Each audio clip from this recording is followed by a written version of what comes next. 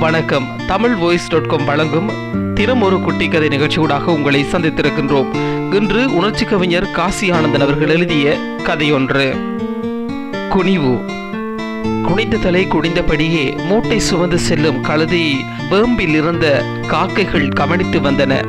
ஒரு நாள் காக்கைகளில் ஒன்று மற்றையதை பார்த்து, இந்த கழுதை மேல் உனக்கு இரக்கம் வரவில்லையா?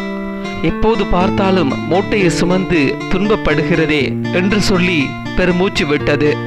நாம் என்ன செய்ய முடியும்? கழுதைதான் தன்னை திருத்திக் கொள்ள வேண்டும் என்றது மற்ற காக்கை. ஏன் அப்படி சொல்கிறாய்? இறக்கைகளை கோதிக்கொண்டே இரண்டாம் காக்கை சொன்னது. குனிந்து கொண்டே இருப்பவன் சுமந்து கொண்டே இருப்பான்.